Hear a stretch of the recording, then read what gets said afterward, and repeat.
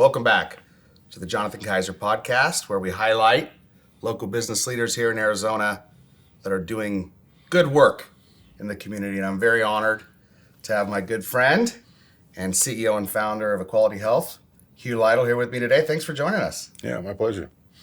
So could you just give us a little bit of the journey? Tell us about the vision, because I remember you and I sitting down, I think it was Coffee Bean, when you were still just kind of thinking this whole concept up, and now look at it, right? Yeah, now the reality. Yeah. Tell us about the journey. Yeah, it's funny. I don't even know if that Coffee Bean's still there. I think it is. But yeah, it was a journey, Jonathan, that began with kind of just a frustration with the healthcare system. Probably not too dissimilar in how you started this business, with all the energy being focused on seniors in government healthcare. It's all around Medicare. And, we have a very important graying of America that's going on, and it's very important, and we focus on that. But unfortunately, diversity was changing just as fast. Yeah. And this is all kind of, when we were talking pre-social justice, pre-George Floyd, kind of the attention that's come on to communities of color, and saw that as an important healthcare trend at the time, and said, we're doing nothing in this Medicaid program to help these people who need it the most. Thinking back to those days when, for you and I, our healthcare costs are expensive, but they're within rata of our total compensation.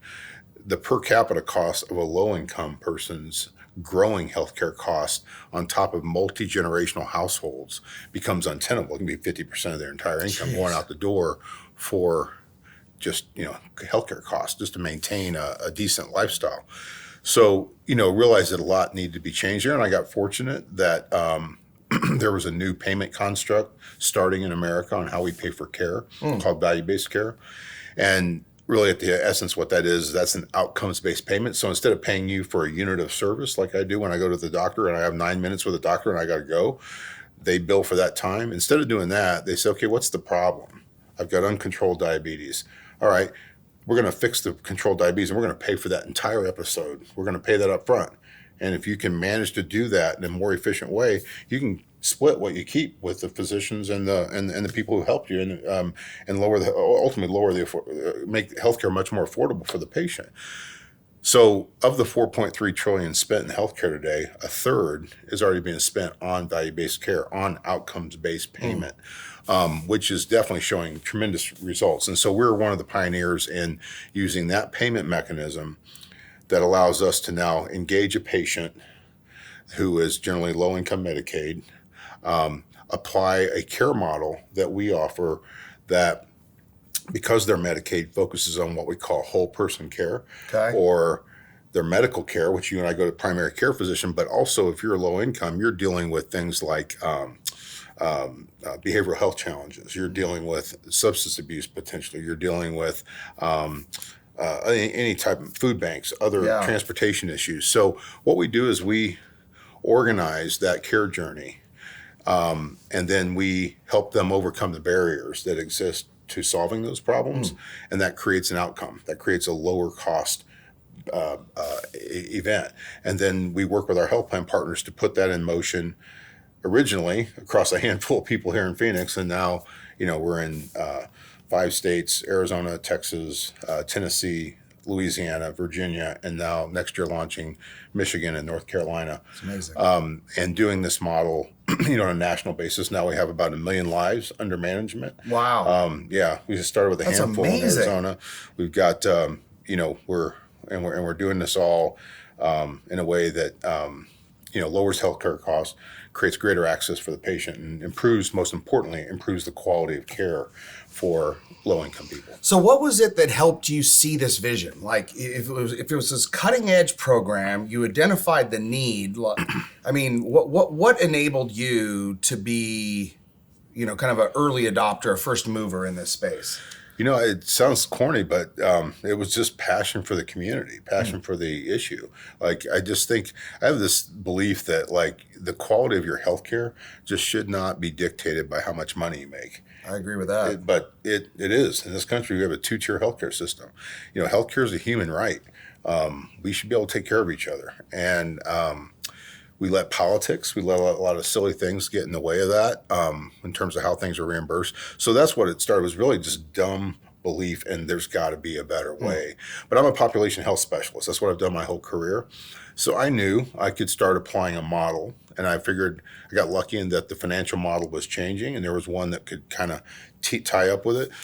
The other thing I knew is I'd come across a piece of software that was really important to being able to do this. So when you're working with, we now have almost 4,000 primary care physicians in our network that manage these patients. And when you're working with these physicians, you got to be able to get them the source of truth. So here's the condition of this patient. They were in the hospital last night. Things like that you don't get in traditional medicine and traditional practices. And so I came across that. I bought this company when it had like 4 employees, but it ended up being... And that gave you the data you needed. Gave me the data I needed. So that was really the breakthrough moment, was when I went, okay, and what I saw as an opportunity is I said, I got the data. I've got a population that's got massive need. I got a payment transformation model that's taking place. Now I got to do is put the model together and go out and hope that they'll, that the health plans will contract with me and buy my product. But that was another hard thing, is I had to figure out how we were learning along with the health plans how to contract for Right, this. it was all new. In the early days, it was like, how do you administer this contract? How do you put it together? How do you measure it? It's a very technical business, as you can imagine, a lot of actuarial science and measuring, medical spend and cost. But we were able to do that, in its early stage with a really great team that was committed and passionate. And now we've been able to scale that up, basically. Talk a little bit about that scale, right? Like going from a few people in the local community to where you're at today, which is, significant. And then talk about where you're going. Yeah. The scaling's hard because it really comes down to, we brought in new financial partners who really helped us with this. It really comes down to really understanding what they call your unit economics, like how you break down your business into the componentry that can move across markets. And we were able to really understand what moves our business. And then once we understood that, we could also say, what's the minimal investment when we go into a market, so that we have that giant J curve of being negative on earnings for a really long time, which this business can do because you have like 12 months of claims that have to come in before you can now look and say, okay, what happened? So we get paid like every 18 months, basically, almost every 2 years. So because of that, you have to really be able to manage your working capital. Got it. And you got to be able to lay out the unit economics. So a lot of it was understanding that. Second was staffing, finding leadership in new states, making sure our model fit, making sure there were plenty of independent physicians, making sure that their value-based policies at the state make sense. And we were able to put that together in a way that now we can create a much more uniform experience market to market. Even with every state having different things they focus on Medicaid, we can adjust our model because the core framework is consistent, if that makes sense. It does. And so where we're going forward in the future is we want to speed up the number of states that we're doing. So we do 1 to 2 new states a year. We can easily do 3 to 4. So we'll be increasing the pace on states. We want to get to 25, 30 states, maybe 40 if we can find the ones. They won't all be the same on how we underwrite them, but ultimately we want to be in 40 states. Are you not able to be in some states because of regulations? Some states don't have managed care. Some states don't have, they don't hand it off, their Medicaid program, to a United Healthcare center like that who can contract with us. And some states just don't have any value-based policy at all. They're still paying fee-for-service on everything, and those are obviously much less attractive states. Maybe in time it'll happen, but anyways, the goal is to roll out to the majority of the states. And then the other thing I'm working on hard is, while every state, one of the challenges in Medicaid is that at the federal level, they tend to just kick it back to the state. So, what's a state issue? It's a state issue.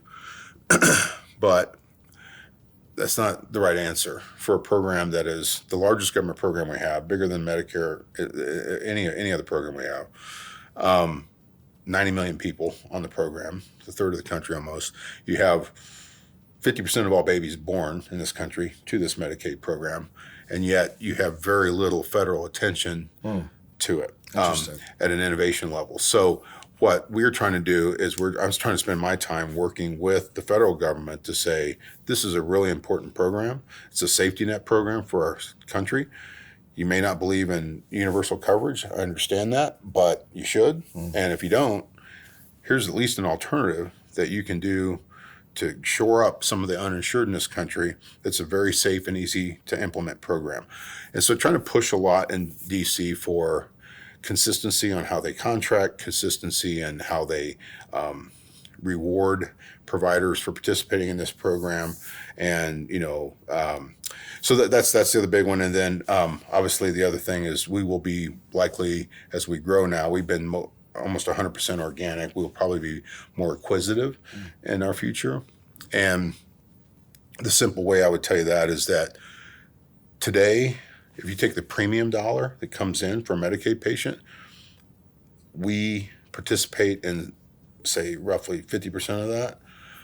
In the future, we'll maybe take 80% of the risk instead of 50% of the risk. So in the future, we're looking at being much more of a risk partner to our health plans because we've got all the care delivery below it and more integrated than they would infrastructure. Yeah. So what I might want to do then is we call it the big tent strategy. So we can take, and then we can help these health plans contract with these smaller groups who want these same kind of value-based care contracts, but have a small number of membership. We can consolidate them and administer it for them and then start to integrate the care. So we have a big strategy on organizing value-based within a health plan, taking more of the premium, but delivering more risk, or taking more risk, but providing more, using more of that premium for care delivery, and then potentially acquiring components of that, like high-risk maternity, like behavioral health, that are real challenges for these health plans because they're not integrated, and then creating the chassis underneath that they can be turnkey as we scale up. So do you have significant competitors today that are trying to do what you're doing in the same sort of 40 plus state strategy? No, we don't have. Our biggest competitor is status quo. I mean, people who just want to keep fee for service and don't really commit. Don't rock the boat. Don't commit to value based. Yeah. Ultimately, I think they lose the mind share of providers. So physicians can't barely make a living at all on Medicaid. So they've got to have an opportunity to share in some of the collective savings that they create by creating a better health outcome. Physicians need skin in the game to be successful, basically. And I think that, the other thing is, when you're running in Medicaid, we've been often called the Publix or the grocery store of healthcare because we run at such small margin, high transaction, a lot of members. You make it up in volume. Small margins, right? So we are very, our SG&A, our operating costs are 20%, 30% of what a Medicare group will be. So there are companies that do what we do in value-based care and Medicare, but for them to come our direction, they're going to have to figure out how to shed, how to get lean. 10 basis points of operating costs. That's not easy to do. So it's not something that people can come rushing into. I do think we'll have more competition in time, but and for the most part, it's just the inertia of status quo. That's the biggest challenge. I mean, do you become an acquisition target by one of these folks at some point? Yeah, but we've already had that. Based on where I'm at in my life right now, and I've sold companies way too soon in the past. This is not a company for sale. I mean, we are, we may add additional capital, but the goal is to stay independent and keep growing because the need is huge. And as soon as we go to a competitor or we get sold, there's no guarantee that things carry on, right? So, yeah. Right. I mean, this is your mission, and you don't want to have it it's a mission. Screwed up. Why would you do that? I mean, a lot of the people in the industry are telling me the same thing. They're like, really want to see this company stay independent. Yeah. That's cool. So we're sitting in this amazing new building in the boardroom.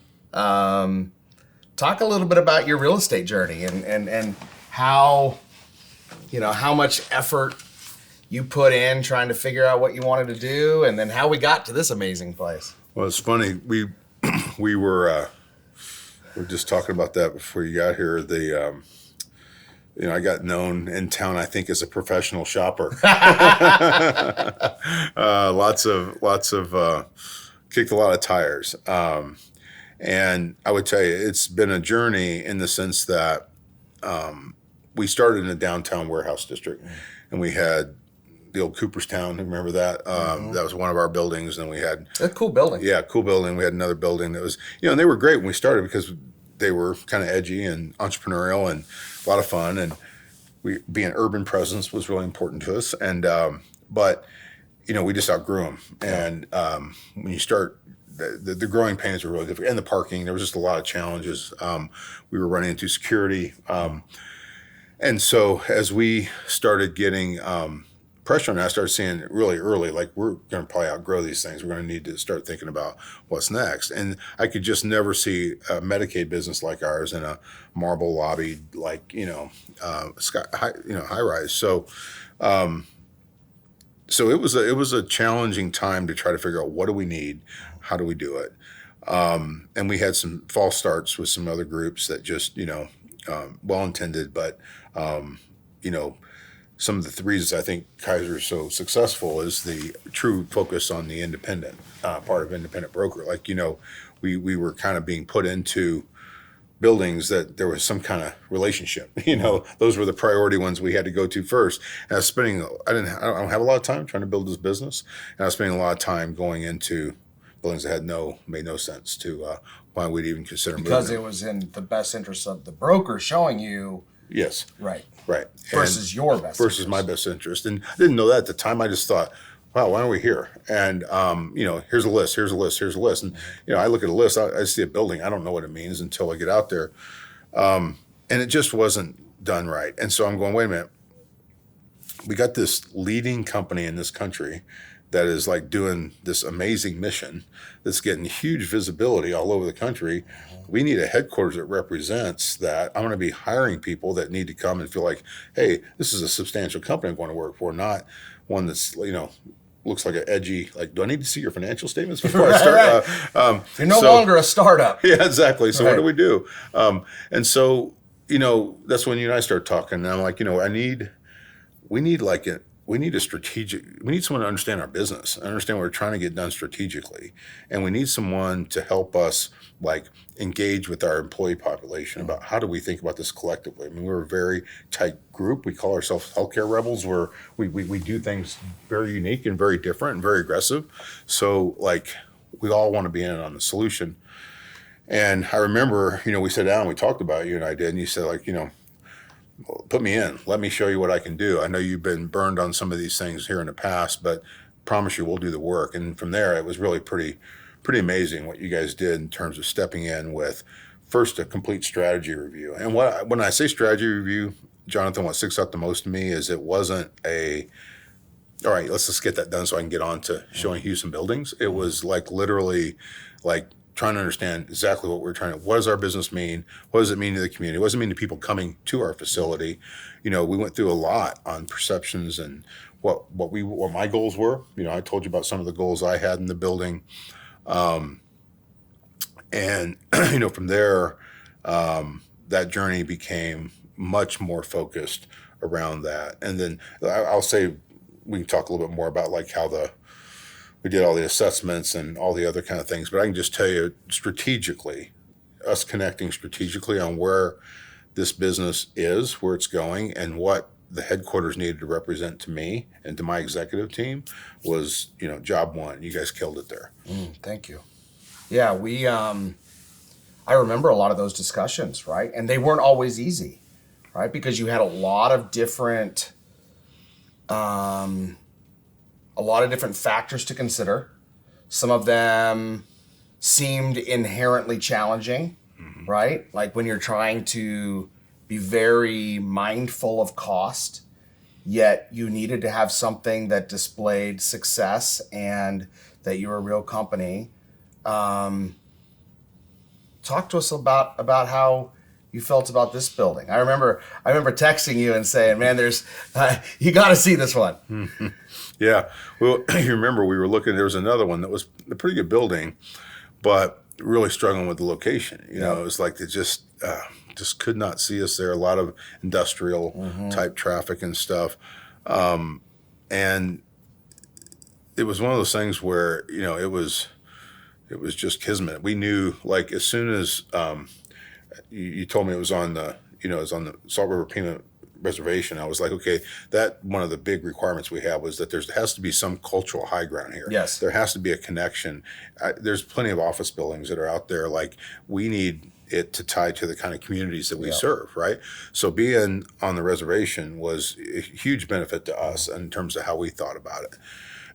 The other thing, what I would say is, it's a good market, right? I mean, you guys did a great job negotiating, but we were also kind of stepping into a time where, they might be willing to give things they wouldn't have given before, right? Yeah. So it made it financially more feasible for us to say, well, we can sublease these buildings. We can step into this new facility without it, being a crushing blow. And then also in terms of how you structured the deal, in terms of how much of the building we can use now versus how much we'll use in the future. Those were all like huge prereqs to us being able to successfully do this. But when I got to the building, it was game over. I mean, just when you pull up, the view, the grandeur, even though I think this is a high class B, is it? I think I consider it an A. Yeah, it looks like an A. It feels like a straight A completely from people that come in. And so, gorgeous lobby, gorgeous entry. And, you and I talked a lot about, like, I had this vision at the time for a diversity museum in the base of whatever building we found, which turned out to be like really not feasible to do, and the security challenges. But what we did come up with was kind of a community hub where we could put in a community art and do art that's representative of the communities that we serve.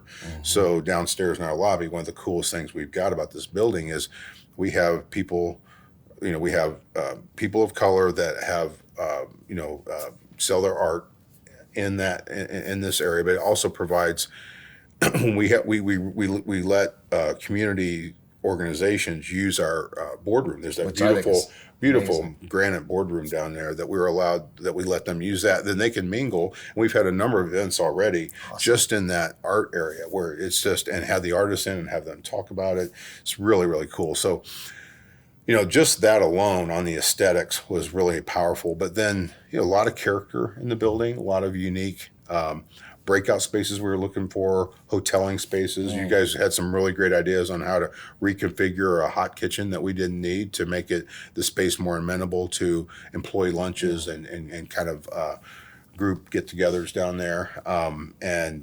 Pickleball court and weight room, fitness facilities. I mean, all that was in this, and was just a no-brainer. But now we got a deal cut, right? And this wasn't the cleanest thing to do, right? I mean, there's a lot, had subleases, have, a lot to unpack. Yeah. I think a lot of times companies don't really see what's possible if you don't take the time on the front end to do that. I like to call it strategery, right? The strategic thinking on the front end to then kind of come up with solutions that may not be inherently obvious. Yeah. And I think this is a perfect example of it, right? Totally. Like you said, the grow into the space, the fact that you're in a Class A building paying, Class B minus rates. I mean, those are just real special opportunities that may not always be in the broker's best interest, right? But are certainly in your best interest. Well, I'll give you props even on the this boardroom. So boardroom being the most important to me. It's where I spend a lot of my time as chairman, and we have a lot of outside investors, or a handful of outside investors that come in. And,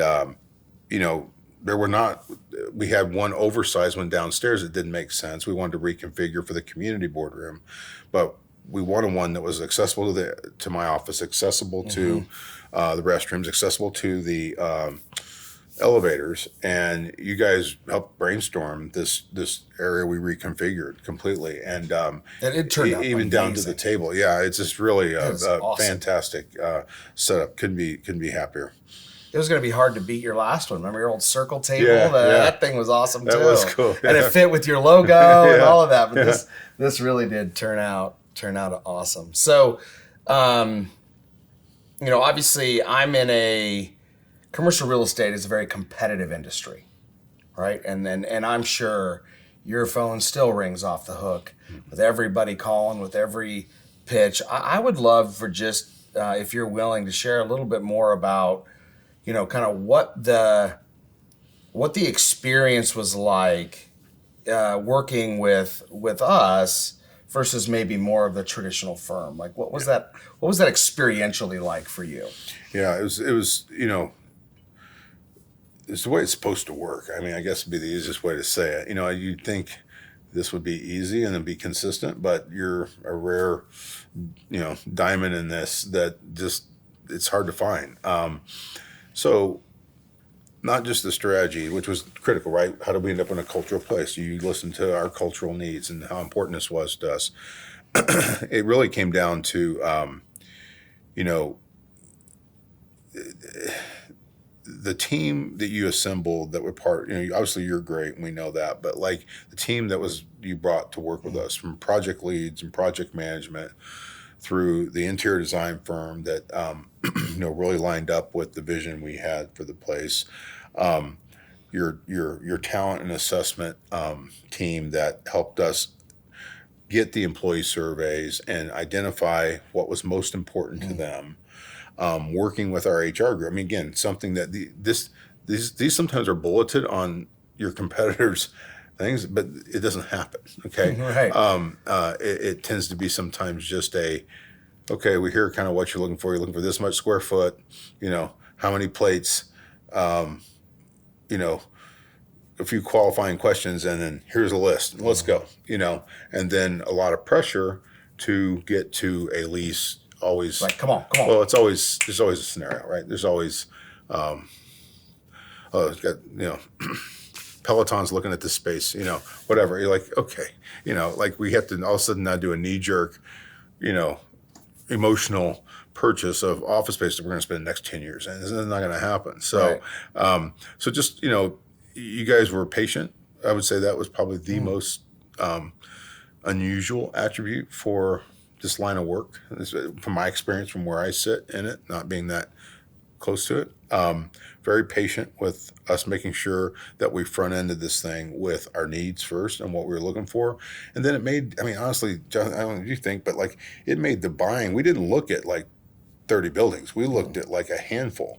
And this one you knew was special, and bam, we got it done. So, but the team was, I would say fully functional, fully representative of all the different components we needed to be successful, including all the way into move-in. I mean, just fully supportive of the team we had. We had assembled our own team, and they worked great together, and it's the way it's supposed to work, honestly. I love that. You used a term, I can't remember exactly what it was, but in describing some of the experience you've had, I think it was like space, I don't remember what the term was, space pushers or space something. And I think that is most people's experience, right? Mm-hmm. Most people's experience is brokers just trying to hurry up and get them to do a deal so they can get paid and move on. Yeah.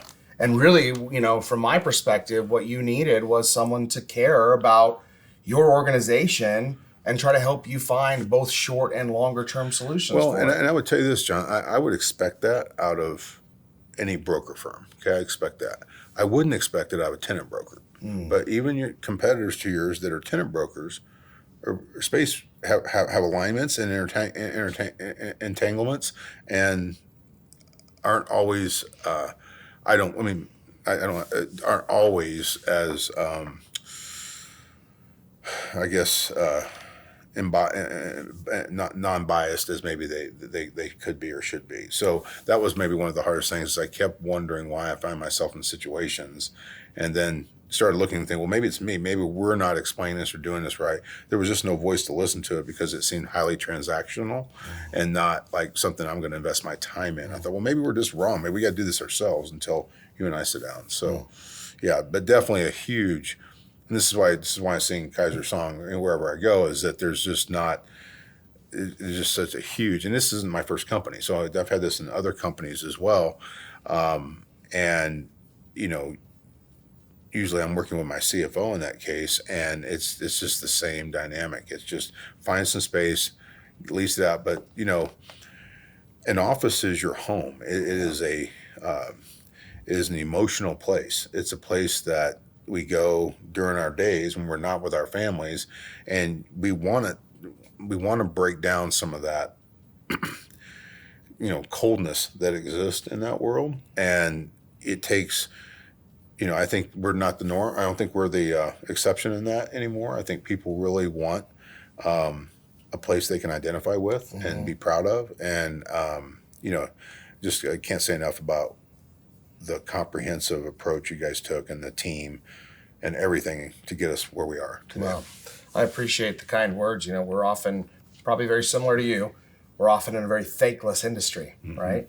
Where you hear all about the things that aren't perfect, but you don't get a lot of accolades. So that's very appreciated. Talk about as you look forward, how do you see your needs changing, if at all, when it comes to how you occupy space? Do you feel like everybody's gone through this pandemic transition? Maybe talk a little bit about how you're doing it. I know we did a ton of work getting here. I think we did probably a lot more than other companies do. And there's still a lot of companies I'm working with today that are still trying to figure it out.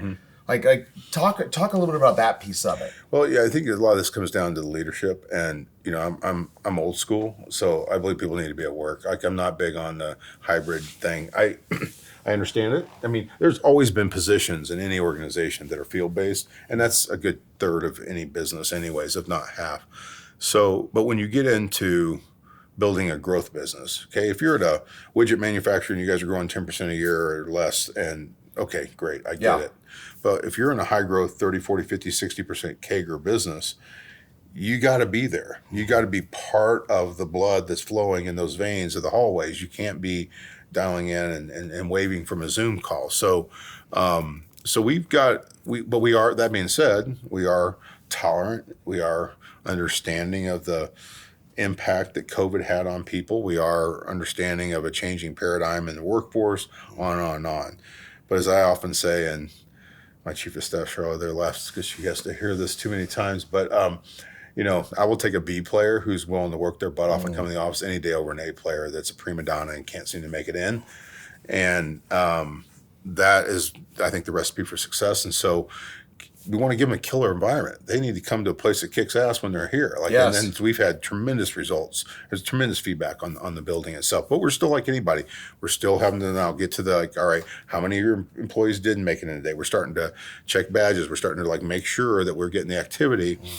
But we want to make sure it's productive activity. We want the activity just to be, I showed up at the office. It needs, how are you engaged? How are you engaging when you were there? So we spend, a lot of energy on that. I think as we go forward, we'll continue to press with that. We'll probably end up getting to a 4-day work week at some point. And here. Currently we're at three. And then we'll always probably have a virtual Friday because it's a good flex. Somehow you get more work done when you don't have to do the work, But now when I think about future office space needs and how we build out, a lot of this right now is focused on how do we build our culture out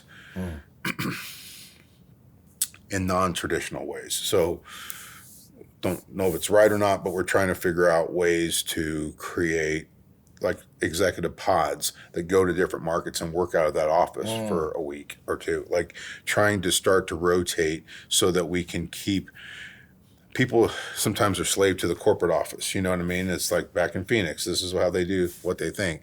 Our Texas business is already bigger than our Arizona business. Wow. So in just a few years of contracting, it'll be a million lives on its own at some point. So, So we need to start thinking about what are the other Phoenix type, offices. What do they look like? How large are they? So right now, for example, we're thinking it's either Houston or Dallas. Probably Houston is our next big MSA that we would build, a larger office in so that people have a HQ to go to. Maybe Nashville as well, maybe not as big, but based on the market size and opportunity. But what is that third major MSA going to be? And I think as we scale up, which we think we can be a $10-20 billion company in the next, call it 5 to 7 years, 5 to 10 years. As we do that, we're going to need to have scaled, facility operations. They can't just be, outposts depots of, place for people to plug in computers and, 2 or 3 execs to work. It's going to have to be more robust of an office environment. So we're going to try to figure out how do we carry over culture here to there, commonality, looks and feels, everything, so that you feel like you're operating in a single physical plant. Right. Even though you're not. You're not. Yeah. What was the word you used again for the executives going around? I just call it like executive pods, but basically, pod. I think that's brilliant. I'm just trying to think. We're trying to think creatively of how do we, just to have someone fly in for a day is no big deal, but like, how could we figure out a way to work for a week out of different mixture of execs so that people are in the office, you're building a thriving, you're showing your commitment, which hopefully they show their commitment by being there. But, and experiment with some other ideas. But I think the main thing is, though, is how do you impart culture into the organization so that it's not all about headquarters, that everybody feels like they're a part of equality health no matter where they're at. I think that's wonderful. Could you touch just quickly on your culture and how you would describe it? Yeah, like I said, we're healthcare rebels. We break glass. We are, we've always been critical thinkers in our space. I'm most proud of the fact, sometimes I say the entrepreneur is the, is the spark, but the eternal flame is the management team. And, right. They're the ones that get it done. They're the ones that do all the amazing work. And we have an unbelievable team. We have one of the most talented team in the country at what we do. And so, when I think about culture, I think about high EQ, high IQ teams that treat each other with respect, have passion and as the underlying thing in what they're doing. There has to be some egalitarian component of what works. If you're going to do well in our company, there's other companies you can go to where you might just be super smart and do well, make a lot of money. Plenty of them out there.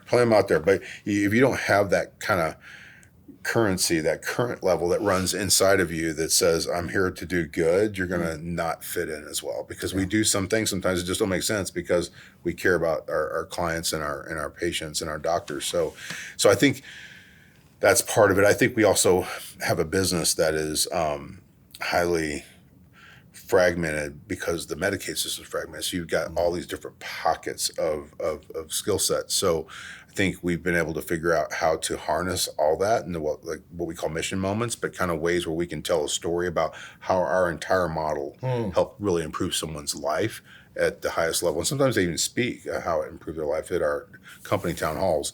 But I think those kind of things. I think that's key, right? Because otherwise, people don't understand what's my contribution? I'm in IT. Right. How did I help this happen? Yeah. Right. Well, here's how you draw the line on how. I just came from a meeting. We have a lunch huddle, Hugh Huddle lunches we do with our leaders just to make sure, what am I out doing? They don't see me as much. I'm traveling a lot. What are you doing, Hugh? And then I ask them, what do you want to ask me? And I get tremendous feedback. That was one of the things we talked about just recently. Was one of our leaders has said the greatest value I've been able to do within the company is showing how your one function ties to that patient not going back into the skilled nursing facility because they were dehydrated or had, some other issue arise because we engaged. Right. And so they wouldn't have had the data. They wouldn't have, because you provide that data wouldn't have been accurate, and therefore this wouldn't have happened. Right. Being able to draw those lines back means a lot. Then you can get into your personal mission in the work you do. So those are just some examples, but I would just definitely call our culture one that is valued on entrepreneurism. It's valued on independent critical thinking.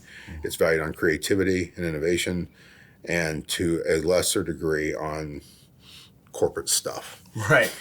Less corporate stuff. I like that. That's a good tagline. Yeah. Less corporate stuff. The bigger we get, the harder it is to fight from that. But man, it can be the stranglehold of a great company. Man, I think, it's exciting for me.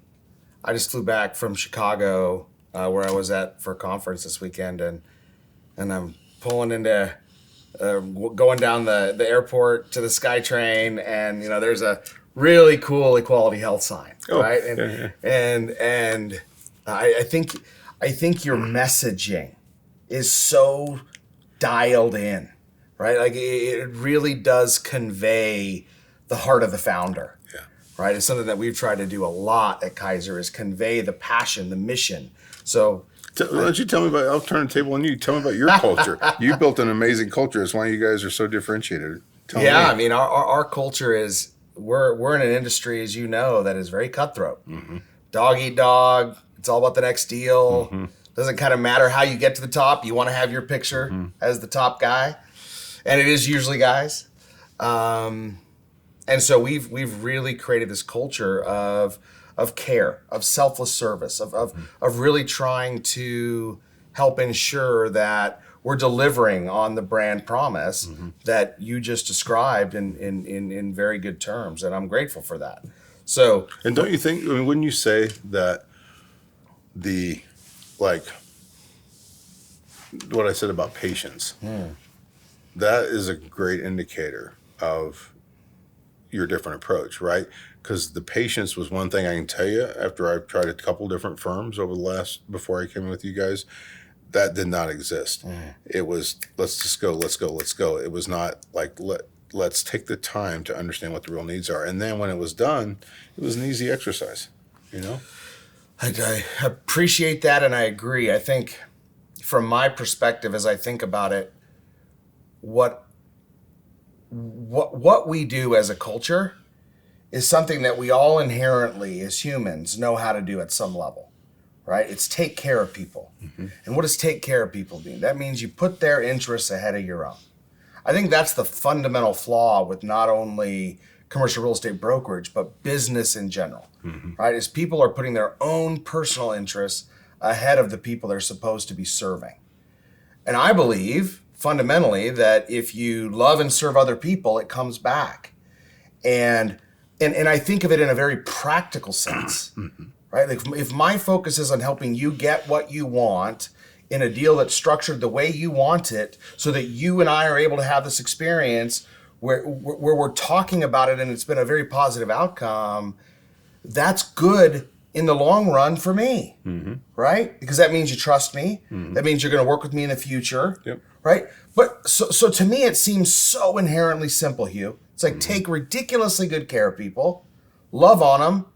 We all make mistakes. When you make a mistake, admit it, right? Screwed that one up, man. I'm going to do better next time instead of hide it or whatever. You hit the nail on the head there. It's you've got longevity or longitudinality versus transactional, right? I mean, like when we start to talk about, you know, what, like let's say Houston's our next. Hey, get Jonathan on the phone. What are we going to do? Like, it's not even a question, right? Yeah. If you were transactional, flip this into space. We had a bunch of things that we found out later that came out.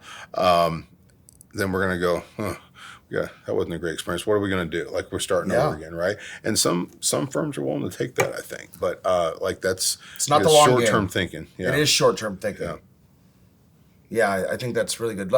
I'm going to ask you for something. What I think would be really cool, and apologies to all of our podcast guests, we are going to use this in a forward-facing function, but would you just talk to the camera as if I'm interviewing for another big potential client and they ask me for a reference and I say, hey, which camera? This camera right here?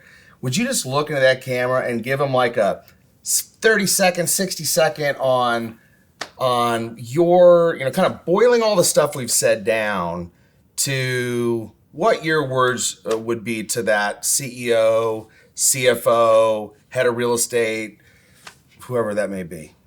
Hi, I'm Hugh Lytle. I'm the founder and CEO of Equality Health. And in choosing to work with Jonathan Keyser and the Keyser organization, probably the single most important thing is that I thought about the fact that you're not going to make any almost larger purchase decision in your company's experience than your lease requirements for and/or your purchase of your office space. That is a very expensive proposition, and it's one that ultimately reflects all the components of your business. It reflects how you feel about your employees, how you look in the community, what you believe in, the the power of your business, the conviction of your business. And this is something that in working with Keyser, I found was incredibly rewarding in the fact that I was able to get tremendous support strategically, tremendous support on execution, tremendous support in negotiations. And most importantly, at the end of the day, I trust them. I think Jonathan participates in an industry where that's a really hard thing to come by. And it made the total difference for us. And we're incredibly happy at our new headquarters here on Dobson Road. So I know we're running out of time here. I'm going to look at my non-watch. I know we're running out of time here, but I also want to talk about the Quality Health Foundation. It's such a amazing organization, and you're doing such work. Could you just talk a little bit about that? Yeah, I'm really proud of our Equality Health Foundation and the leader, Tomas Leon, who's just done tremendous work with. He's a man of the community. I call him our chief heart officer. He's got a big. He's a good man. Good guy. But it also was very strategic for us. So when I created the foundation, it was because, again, go back to our business mission. We're here to help underserved communities achieve the highest individuals to achieve the highest, most optimum level of health that they can. And we do it through this whole person care model. And what I came to realize is that that's awesome for who we're doing this for people we're contracted to do it for. But it's not everybody. And at some point, this is a mission-oriented business, and you start going, but what about the people who can't get access to quality health? I mean, right. that kind of sucks, right? So, so we came up with this idea of wrapping around our LLC a not-for-profit organization that could become what we call a convener, an opportunity to go out and raise funds from various groups that want to support equality health but have the same issue. Like we're only touching so many members. And now it allows us to go so much further. Now we can go beyond just our membership and deeper into the community, right? We can go, let me give you an example. It was after the shooting in Uvalde, Texas, right? That was one of the most devastating things ever. Community was in healing. Equality Health Foundation, along with one of our clients, Centene Corporation, and Walmart, went in and put together a Christmas program to reach out to the community to allow them to heal, to come in, to give away gifts to kids, to allow them a safe place to come. And, we gave away food items as we always do. We gave away, Christmas turkeys and Thanksgiving turkeys as well. And we do this in a way that allows our mission to extend, allows people to have access to it who wouldn't have otherwise. And one of the cool things about this new space we have is that we're able to put it together in the same building now, right? So one of the neat things that we have is in our lobby where we have community artists displayed, people of color that paint in our local community. We also have a community facility that they can use for meetings and other types of gatherings and programs. And so we've had all kinds of people come through, and it's a great way to showcase not only for them to meet other people in the community and showcase the art, but also showcase that Equality Health as an organization has a social responsibility and is living up to that social responsibility by bringing everybody together. And it makes me really proud. I must just say, I think we are so grateful. I know you're a humble man, Hugh. I know we are grateful for your leadership in this community and for what you're doing to help the health outcomes of so many people that have been historically underserved. I get the chills even saying it. I'm really grateful for your vision and your willingness to take the risk to make that a reality. And I'm really excited for the organization, for the benefits that all your million plus and growing members are receiving, and also that I get to play a small role in it. So thanks for your leadership, and thanks for being, just again, for just to say it. I know you get a lot of accolades, but I find you to be one of the most authentically genuine people that I know. And you don't say what you don't mean.